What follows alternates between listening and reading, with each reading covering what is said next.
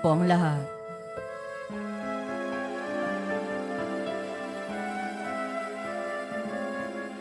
Buksan ang aming puso, turuan mo mag-alala sa bawat pagkukuro, lahat ay makayakap. Buksan ang aming isip, sikatan ng liwanag ng kusang matang kilik, tungkuling mabanag. Buksan ang aming palad, sarili maialay.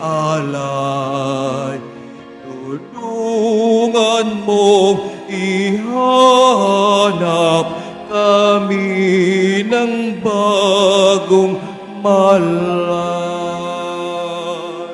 Sa ngalan ng Ama at ng Anak at ng Espiritu Santo, Amen. ang pagpapala ng ating Panginoong Heso Kristo, ang pag-ibig ng Diyos Ama at ang pakikipagkaisa ng Espiritu Santo naway sumainyong lahat. At sumaiyo rin. Mga kapatid, aminin natin ang ating mga kasalanan upang tayo'y maging marapat gumanap sa banal na pagdiriwang. Inaamin ko sa makapangyarihang Diyos At sa inyo mga kapatid, na luba ako nagkasala sa isip, sa salita at sa gawa, at sa aking pagkukulang. Kaya isinasamo ko sa mahal na Birheng Maria, sa lahat ng mga anghel at mga banal, at sa inyo mga kapatid, na ako'y panalangin sa Panginoong ating Diyos. Kaawaan tayo ng makapangyarihang Diyos, patawarin tayo sa ating mga kasalanan, at patnubayan tayo sa buhay na walang hanggan. Amen. Panginoon, kaawaan mo kami. Panginoon, kaawaan mo kami. Kristo, kaawaan mo kami. Kristo, kaawaan mo kami. Panginoon, kaawaan mo kami. Panginoon, kaawaan mo kami. Manalangin tayo. Ama naming makapangyarihan, bagaman lagi mong ginaganap ang pagliligtas sa lahat, subalit ngayon higit mo itong kinukusang aming ikagalak. Tunghayan mo kaming iyong mga hinirang upang ang iyong pagtulong at paglingap na maasahan ay siyang magpatatag sa mga kaanib ng iyong sambayanan at sa mga magiging kaanib pa sa pagsapit ng pagkabuhay sa pamamagitan ni Hesu Kristo kasama ng Espiritu Santo magpasawalang hanggan. Amen. Magsiupo muna ang lahat. Pagbasa mula sa aklat ni Propeta Ezekiel. Ito ang ipinasasabi ng Panginoon. Titipunin ko ang mga Israelita mula sa mga dakong kinatapunan nila upang ibalik sila sa sarili nilang bayan. Sila'y pag-iisahin ko na lamang. Isa lamang ang magiging hari nila. Hindi na sila mahahati. Sila'y gagawin kong isa na lamang kaharian. Hindi na sila sasamba sa Diyos-Diyosan, ni gagawa ng kasuklam-suklam na mga bagay o anumang paglabag. Hindi na sila tatalikod sa akin. Lilinisin ko sila. Sila ang magiging bayan ko at ako ang magiging Diyos nila. Isang tulad ng lingkod kong si David ang magiging hari nila. Susundin na nilang mabuti ang aking mga utos at tuntunin. Sila'y doon na maninirahan sa lupaing tinirhan ng kanilang mga ninuno, sa lupaing ibinigay ko kay Jacob. Sila at ang kanilang mga anak at magiging anak ng mga anak ay doon mananatili habang panahon. Isang haring tulad ni David na aking lingkod ang magiging pinuno nila magpakailanman. Gagawa ko ng isang tipan sa kanila. Ito ay tipan ng kapayapaan at mamamalagi magpakailanman. Pagpapalain ko sila at pararamihin. Itatayo ko sa kalagitnaan nila ang aking templo. Ako'y mananatiling kasama nila magpakailanman. Ako ang magiging Diyos nila, sila ay magiging bayan ko. At kung mananatili sa kalagitnaan nila ang aking templo, malalaman ng lahat ng bansa na akong Panginoon ang humirang sa Israel upang maging akin. Ang salita ng Diyos. Salamat sa Diyos. Pumapatnubay na Diyos ay pastol na kumukupkop. Pumapatnubay na Diyos ay pastol na kumukupkop. Mga bansa, pakinggan ninyo ang sabi ng poon at ipahayag ninyo sa malalayong lupain. Pinapangalat ko ang mga anak ni Israel, ngunit sila'y muli kong titipunin at aalagaan, gaya ng pagbabantay ng isang pastol sa kanyang mga tupa. Pumapatnubay na Diyos ay pastol na kumukupkop. Sapagkat tinubos ng poon si Jacob at pinalaya sa kapangyarihan ng kaaway na lubhang makapangyarihan at malakas. Aakyat silang nagsisigawan sa tuwa patungo sa bundok ng Siyon, tigib ng kaligayahan dahil sa mga pagpapala ng poon. Pumapatnubay na Diyos ay pastol na kumukupkop. Kung magkagayon, sasayaw sa katuwaan ang mga dalaga, makikigalak pari mga binata't matatanda. Ang kanilang dalamhati ay magiging tuwa, papalitan ko ng kagalakan ang kanilang kalungkutan. Pumapatnubay na Diyos ay pastol na kumukupkop. Magsitayo na po ang lahat.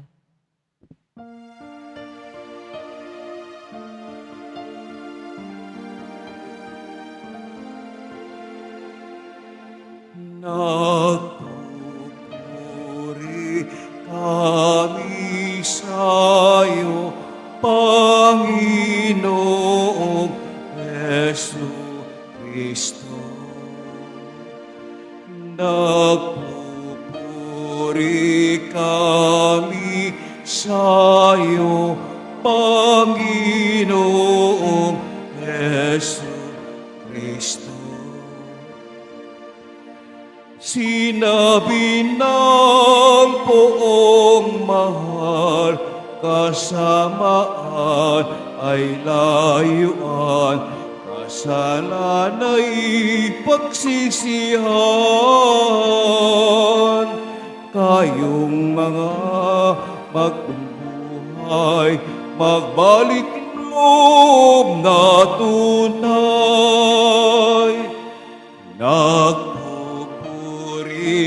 Kami sa'yo, Panginoong Hesu Kristo. Sumainyo ang Panginoon. At sumaiyo rin. Ang mabuting balita ng Panginoon ayon kay San Juan. Papuri sa iyo, Panginoon.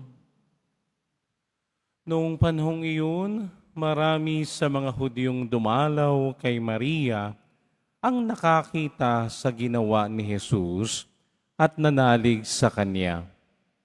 Ngunit ang ilan sa kanila'y pumunta sa mga Pariseo at ibinalita ang ginawa ni Jesus. Kaya tinipon ng mga punong saserdote at ng mga Pariseo ang mga kagawad ng Sanhedrin. Anong gagawin natin, wika nila? Gumagawa ng maraming kababalaghan ang taong ito. Kung siya'y pababayaan natin, mananampalataya sa kanyang lahat. Paririto ang mga Romano at wawasakin ng templo at ang ating bansa.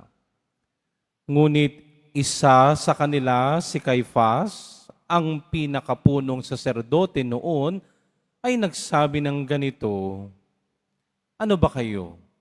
Hindi ba niyo naiisip na mas mabuti para sa atin na isang tao lamang ang mamatay alang-alang sa bayan sa halip na mapahamak ang buong bansa? Sinabi niya ito, hindi sa ganang kanyang sarili lamang. Bilang pinakapunong saserdote ng panong iyon, hinulaan niyang mamamatay si Jesus dahil sa bansa. At hindi dahil sa bansang iyon lamang, kundi upang tipunin ang nagkawatak-watak na mga anak ng Diyos. Mula noon, binalangkas na nila kung paano ipapapatay si Jesus. Kaya't hindi na siya hayagang naglakad sa Judea. Sa halip siya'y nagpunta sa Ephraim, isang bayang malapit sa ilan. At doon siya nanirahang kasama ng kanyang mga alagad. Ang mabuting balita ng Panginoon. Pinupuri ka namin, Panginoong Hesukristo. Magsiupo muna ang lahat. Magandang umaga po sa inyong lahat. Pakibate ang inyong katabi, mahal ka ni Lord. Ayan. Ngayong Sabadong ito ay nahahati sa dalawa. Bakit? Ngayong umagang misa, maririnig natin ang hula na ginawa ni Caifás na sinabi sa ating mabuting balita. Mabuti pa ang isang tao ang mamatay para sa bansa. Sapagkat mamayang gabi, mamayang hapon, magsisimula na ang ating bihilya ng linggo ng palaspas. Magsisimula na mamayang gabi ang mga mahal na araw. Magkakaroon na ng katuparan ang sinabi ni Caifás, ang pinakapunong saserdote nung panahong iyon, na sinabi ng ating mabuting balita, hinula dito na si Jesus ay mamamatay, hindi lamang para sa bansa, kundi para sa nagkawatak-watak na anak ng Diyos. Amen? Di ba tayo ay may kasabihan? One for all? Yan. Ulitin nga natin. One for all? Yan. Maganda yan, no? Sapagkat halimbawa kayo ay naglalaro ng basketball, yan. One for all for one, no? Kaya pa halimbawa volleyball, no? One for all for one. Ibig sabihin, maglalaro kayo bilang isang grupo, no? Hindi mo susulahin ang bola, no?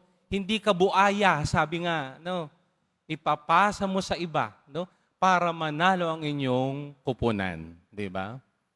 Ganyan din naman sa mga estudyanteng nandito, di ba? Kapag kayo merong group project, no?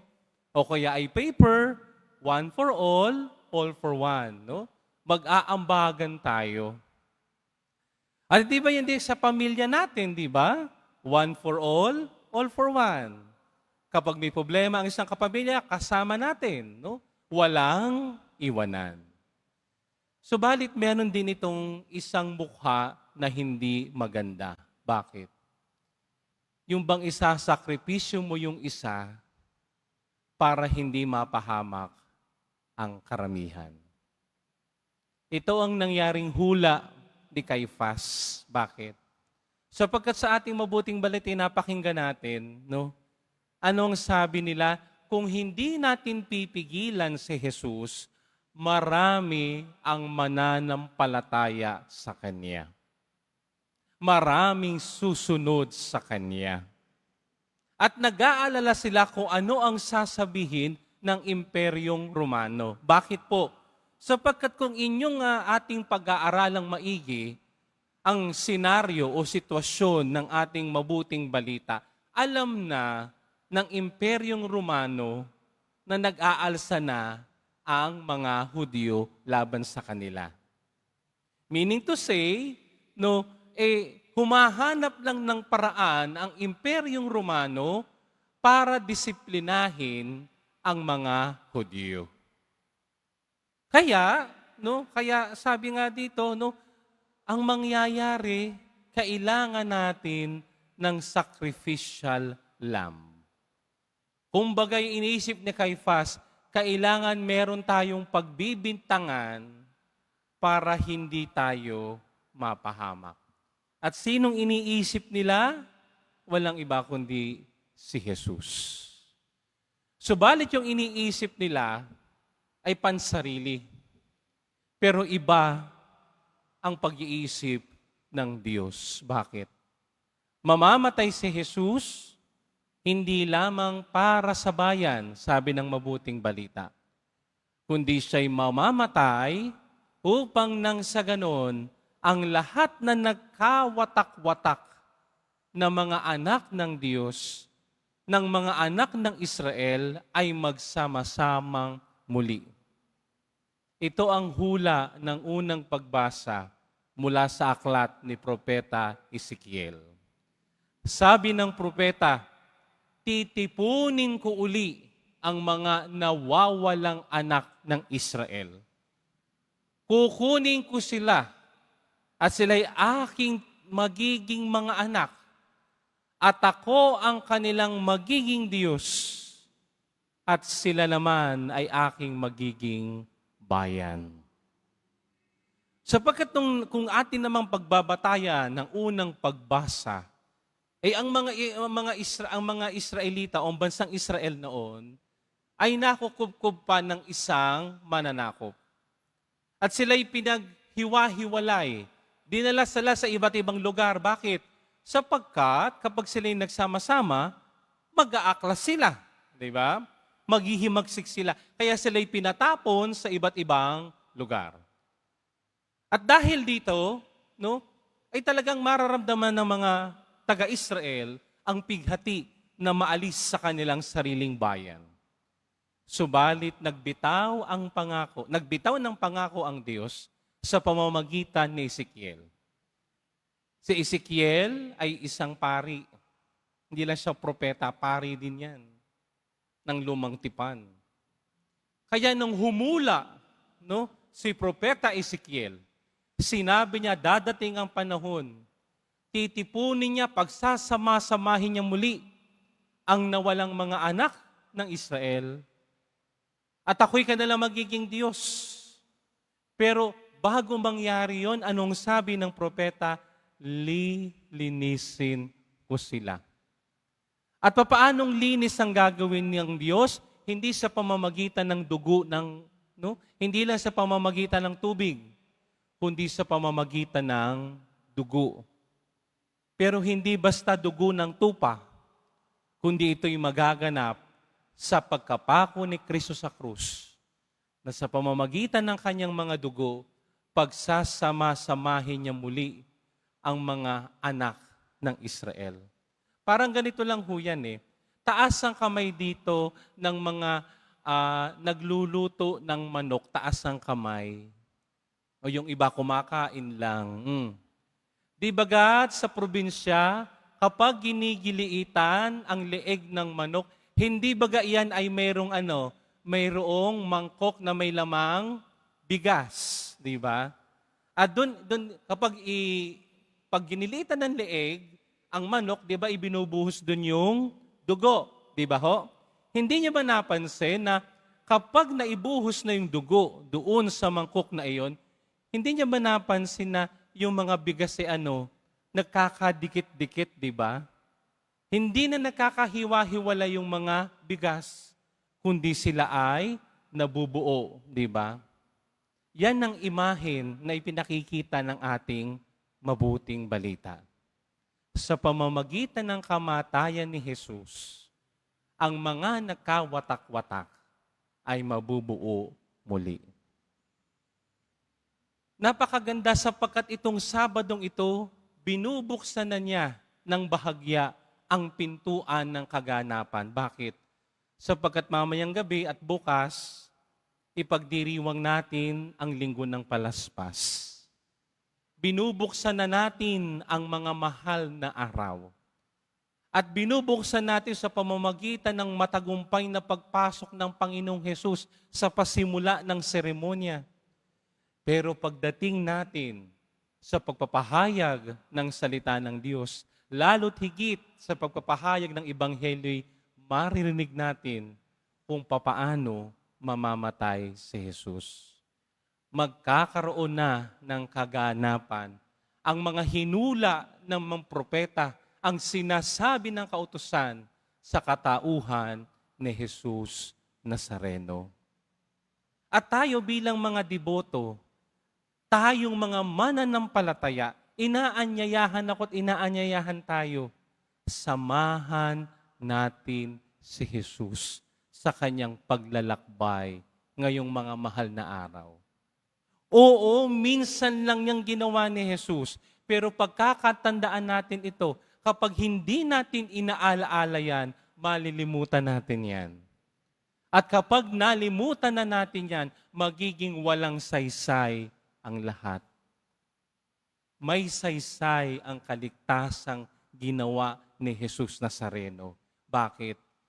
Hindi lang tayo pinagkaisa niya, kundi nilinis niya tayo sa pamamagitan ng kanyang kamatayan sa krus. Pagpasok ng mga araw na darating, sunod-sunod na ang mga activities, sunod-sunod na ang mga prosesyon, sunod-sunod na ang mga ritual.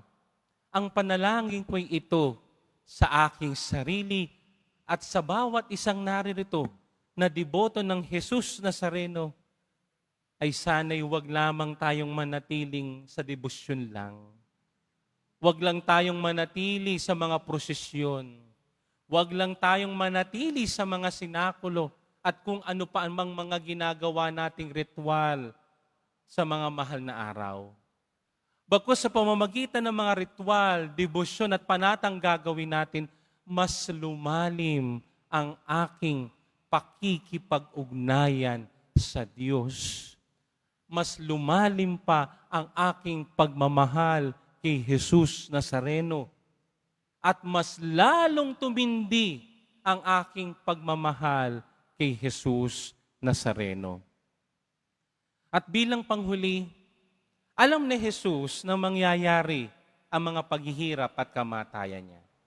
Subalit mga minamahal kong kadiboto, kung ating sisilipin ang imahen ng poong Jesus Nazareno, pansinin niyo ang kanyang ulo. Siya ba'y nakatunghay sa baba? Hindi. Nakatunghay sa pataas. Bakit? Sapagkat para bagang sinasabi sa atin ng poong Jesus Nazareno, oo, maghihirap ako.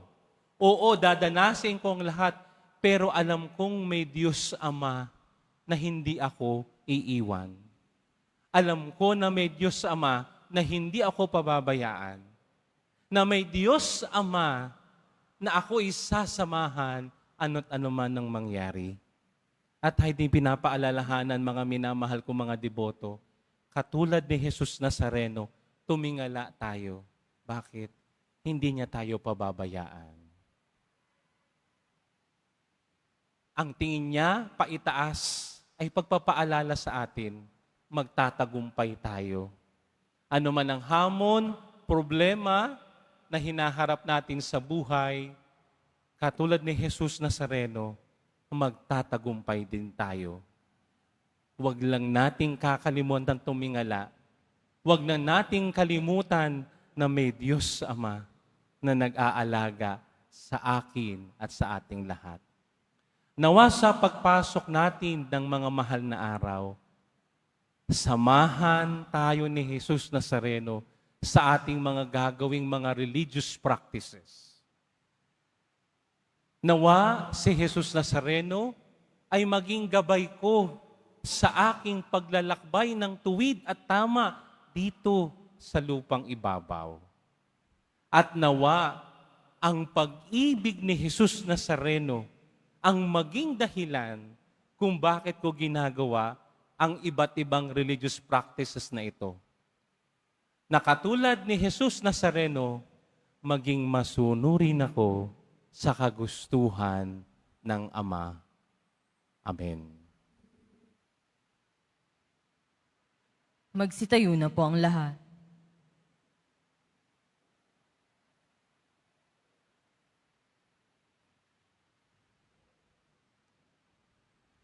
Minamahal kong mga kapatid, manalangin tayo sa Diyos Ama na ating Ama upang katulad ni Kristo maging matatag tayo sa pagharap sa buhay at sa mga pagsubok, maging sa kamatayan. Alang-alang sa buhay at paglago para sa ating mga sarili at para sa iba. Ang ating itutugon, Ama, gawin mo kaming kalugod-lugod na handog sa iyo. Ama, gawin mo kaming kalugod-lugod na handog sa iyo. Ang mga hindi Kristiyano, naway makakilala kay Jesus na namatay para sa lahat. Manalangin tayo. Ama, gawin mo kaming kalugod-lugod na handog sa iyo. Ang mga Kristiyanong napahiwalay, naway mag-ukol ng higit na pagtatalaga ng sarili sa ekonomismo. Manalangin tayo. Ama, gawin mo kaming kalugod-lugod na handog sa iyo. Ang mga may kapangyarihan, naway mag-alay ng sarili sa pagtataguyod ng katotohanan at katarungan. Manalangin tayo. Ama, gawin mo kaming kalugod-lugod na handog sa iyo. Ang lahat ng Katoliko, naway makadama sila at may natatanging kaugnayan sa isa't isa dahil sa iisang pananampalataya. Manalangin tayo. Ama, gawin mo kaming kalugod-lugod na handog sa iyo. Ang mga inang nawala ng anak, naway maigupon ng bigat ng kanilang dinaramdam. Manalangin tayo. Ama, gawin mo kaming kalugod-lugod na handog sa iyo. Ama naming Diyos, sa iyong pagkakatipon sa mga mananampalataya, sila ay pinagbuklod mo sa iisang katawan ni Kristo. Isugo mo ang iyong banal na Espiritu upang higit na pagbigkisin ng iyong bayan. Hinihiling namin ito sa pamamagitan ni Kristong aming Panginoon. Amen. Magsiupo muna ang lahat.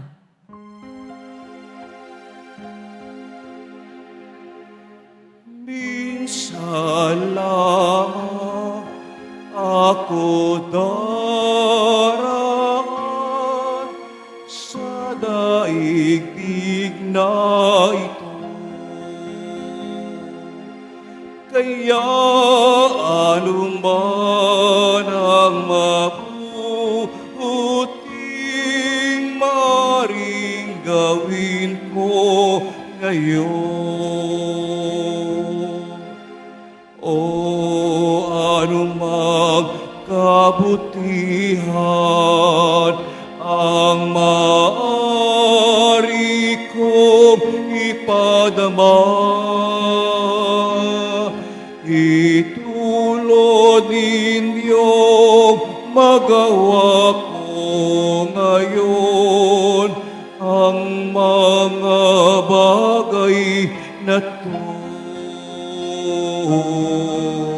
Naway wag itong ipagpaliban o ipagwalang bahala, sapagkat di na ko muling daraan sa ganitong mga landas. Magsitayo na po ang lahat. Manalangin kayo mga kapatid upang ang paghahain natin ay kalugdan ng Diyos samang makapangyarihan. Tanggapin nawa ng Panginoon itong paghahain sa iyong mga kamay, sa kapurihan niya at karangalan, sa ating kapakinabangan at sa buong sambayanan niyang banal. Ama naming lumikha, kami iyong dinudulutan ng walang hanggang buhay sa pagpapahayag namin ng pagsampalataya sa iyong ngalan, sa pagdiriwang ng muling pagsilang nung kami binyagan. Tanggapin mo ang aming mga alay at panalangin upang ang mga umaasang magiging kaanib ng sambayanan ay huwag masiphayo sa kanilang inaasam, at ang mga umaasang patatawarin sa kasalanan ay tumanggap sa kanilang nilulunggating makamtan.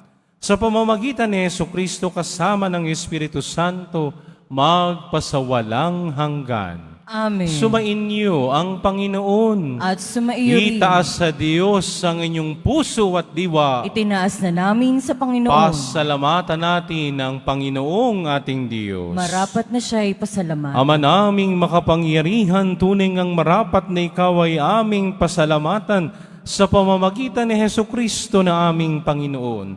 Sa pagkapakasakit ng giliw mong anak, ang sangkatauhay minarapat mong magpahayag ng iyong dakilang pag-ibig sa lahat, na pawang nais mong tubusin ng Mesiyas. Sa harap ng iyong kadakilaan, kapos ang dila naming magsaysay sa pag-ibig na makapangyarihang sa krus ay itinanghal. Sa krus ipinasyang patawarin ang mga tao. Sa krus nagtagumpay ang ipinangakong Kristo. Kaya kaysa namang hela nagsisiawit ng papuri sa iyo, nang walang humpay sa kalangitan, kami nagbubunyi sa iyong kadakilaan. Santo, Santo, Santo, Panginoong Diyos ng mga hukbo, napupuno ang langit at lupa ng kadakilaan mo, o sana sa kaitaasan, pinagpala ang naparirito sa ngalan ng Panginoon, o sana sa kaitaasan, magsilhod po ang lahat. Ama naming banal, ikaw ang bukal ng tanang kabanalan, kaya't sa pamamagitan ng iyong Espiritu, gawin mong banal ang mga kaloob na ito, upang para sa amin maging katawan at dugo ng aming Panginoong Hesu Kristo. Bago niya pinagtiis ang kusang loob na maging handog, hinawakan niyang tinapay, pinasalamatan kaniya, pinaghati-hati niya yun, iniabot sa kanyang mga alagad at sinabi, tanggapin ninyong lahat ito at kanin, ito ang aking katawan na ihahandog para sa inyo.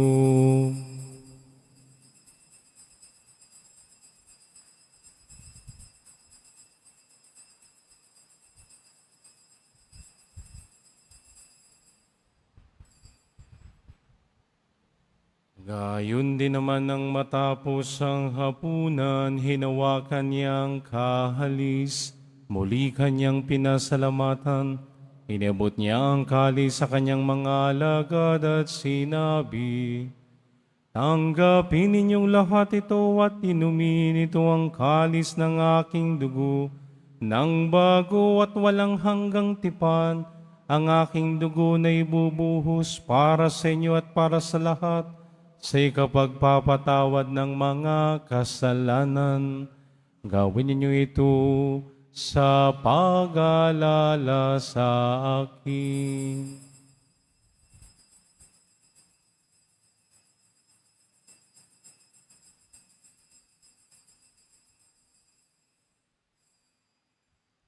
Magsitayo na po ang lahat. Ipagbunyi natin ang misteryo ng pananampalataya. Si Kristo'y namatay, si Kristo'y nabuhay, si Kristo'y babalik sa wakas ng panahon. Ama, ginagawa namin ngayon ang pag-alaala sa pagkamatay at muling pagkabuhay ng iyong anak, kaya tiniaalay namin sa iyong tinapay na nagbibigay buhay at ang kalis na nagkakalob ng kaligtasan. Kami nagpapasalamat dahil kami yung minarapat at tumayo sa harap mo para maglingkod sa iyo.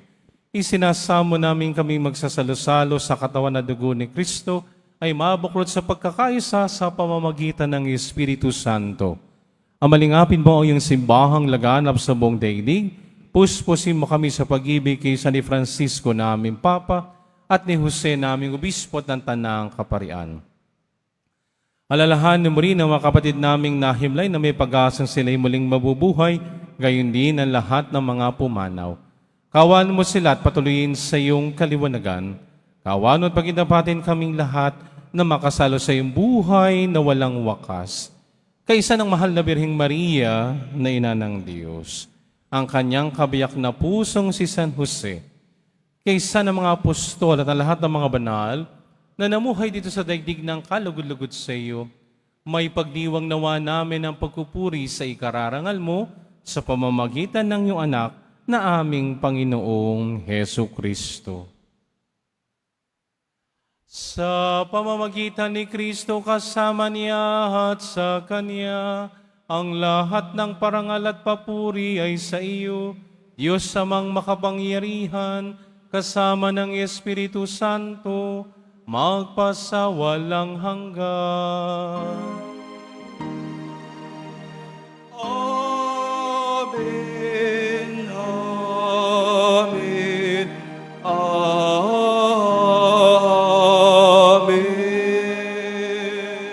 Sa tagubilin ng mga nakagagaling na utos sa turo ni Jesus na Panginoon natin at Diyos, ipahayag natin ang lakas loob.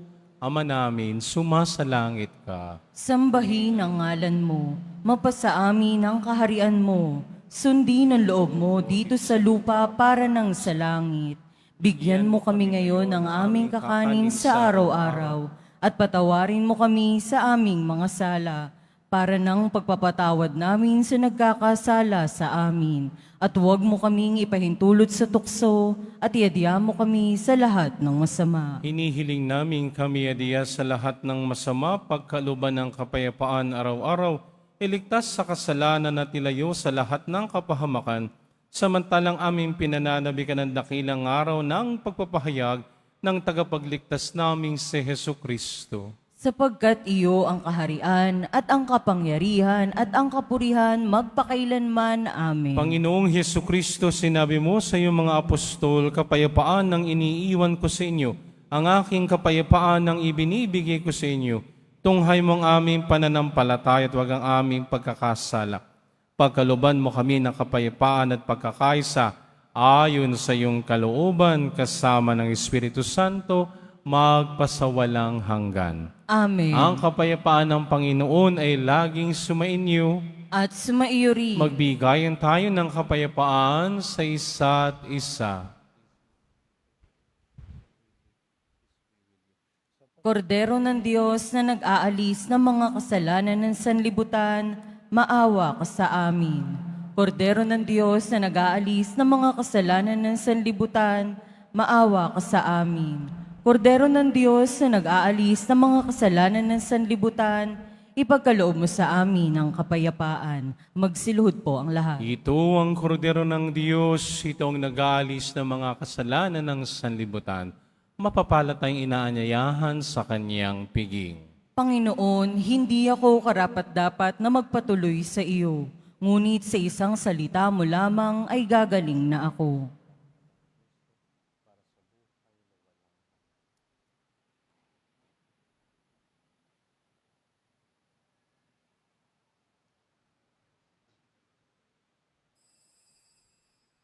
Para sa lahat ng tatanggap ng banal na komunyon, sasagot po tayo ng amen pagkasabi ng pari o ng lay minister ng katawan ni Kristo at isubo agad sa bibig bago umalis sa harapan ng pari o lay minister. Sumunod po tayo.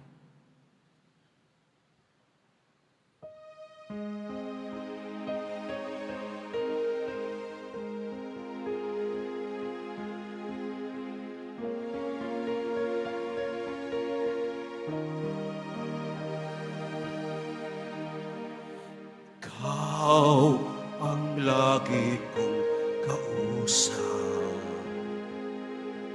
Ikaw ang laging tinatawag. Gabay ka ng bawat pangarap.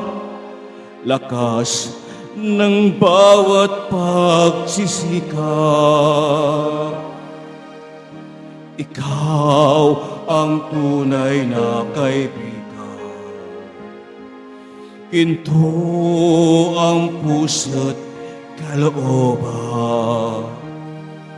Ngunit hindi lahat ay may alam na Kristo ang iyong pangalan. Kristo,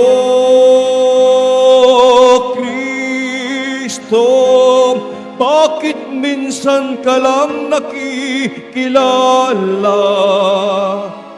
Kapag nakadama ng dusa't pangamba, tinatawagan ka. sana'y maawa ka. Kristo, Kristo, kulang pa bang pag-ibig na dulot mo? Bakit ba ang mundo ngayon'y gulong-gulo? Anong dapat gawin? Kami tulungan mo.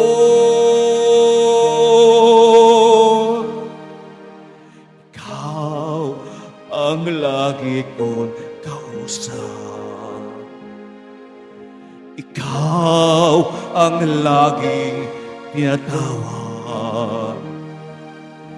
Gabay ka ng bawat pangarap, lakas ng bawat pagsisikap. Ikaw ang tunay na kaibigan. Ginto ang puso't kalooban. Ngunit hindi lahat ay may alam na Kristo ang iyong pangalan. Kristo, Kristo, bakit minsan ka lang nakikilala? Kapag nakadama ng dusa't pangamba, tinatawagan ka, sana'y maawa ka. Kristo, Kristo, kulang pa bang pag-ibig na dulot mo? Bakit ba ang mundo ngayon'y gulong-gulo? Anong dapat gawin? Kami tulungan mo. Kristo, Kristo, bakit minsan ka lang nakikilala? Kapag nakadama ng dusa't pangamba, tinatawagan ka, sana'y maawa ka. Kristo, Kristo, kulang pa bang pag-ibig na dulot mo? Bakit ba ang mundo ngayon'y gulong-gulo? Anong dapat gawin? Kami tulungan mo. Kristo, Kristo, ng buhay ko. Announcement. Mga kadeboto, mabibili pa rin po sa ating Parish Finance Office ang Nazareno Images, Nazareno Medallion at ang Nazareno Novena and Prayer Booklet in English or Tagalog. Inihandog po ng programang Home Base Plus ang mga kwento ng himala ng Poong Jesus Nazareno. Ito po ay mga dokumentaryo sa mga buhay na binago ng ating Nuestro Padre Jesus Nazareno. Mapapanood po ito bukas, Linggo, sa ganap na ika-6 ng umaga sa GMA 7. Gayun din para sa mga nagnais magbahagi ng kanilang mga kwento ng himala ng Nazareno, mangyari na mag-email sa himalanangnazareno@gmail.com. Inaanyayahan po ang lahat na sumbaybay. Mga paalala sa mga nagsisimba, pagkatapos ng misa, wiwisikan po ang lahat ng banal na tubig. Pinakikiusapan ng lahat na manatili lamang muna sa inyong mga lugar. Tanging sa Quezon Boulevard o sa Plaza San Juan lamang ang labasan ng lahat. Sumunod po tayo. Maraming salamat po sa inyong pagdalaw at pagsisimba sa Basilica Minor at Pambansang Dambana ni Jesus Nazareno. Magsitayo na po ang lahat. Manalangin tayo. Ama naming mapagmahal, kami pinagpagsalo sa katawat dugo ng anak mo ay maging hindi nawa naiiba sa Kanya. Sa pagtataglay ng buhay mong sa amin ay Kanyang pamana, sa pamamagitan ng Espiritu Santo, magpasawalang hanggan. Amen. Sumainyo ang Panginoon. At sumaiyo rin. Taas sa mga kamay, yuko ang inyong mga ulo, ilabas sa mga pababasbasan.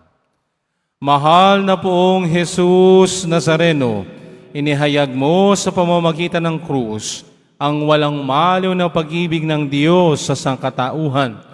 Pakinggan mo ang kahilingan, lalo na para sa mga nangangailangan ng iyong tulong at awa. Makamtan nawa namin ang iyong kasagutan na may utang na loob na tinatanaw.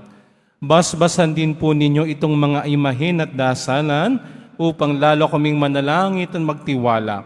Sa pamamagitan ng bendisyon na ito, naway lalo kaming maging mapaglingkod, masunurin at tapat sa iyo na aming malwalhating Panginoon, magpasawalang hanggan. Amen. Paalaala, yung may dala ng mga palaspas, hindi pa yan bebendisyonan ngayon. Mamayang gabi pa yan o bukas kayo magsisimba para sa linggo ng palaspas. Ano ho?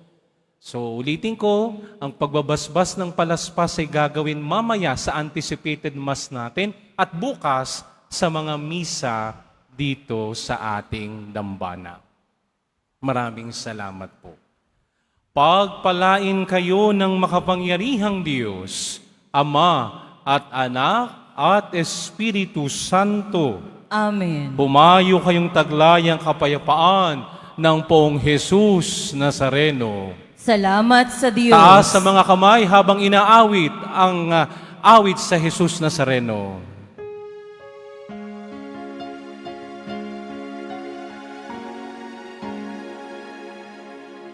Nuestro Padre Jesús Nazareno, sinasamba ka namin, pinipinto ka namin, aral mo ang aming buhay at kaligtasan.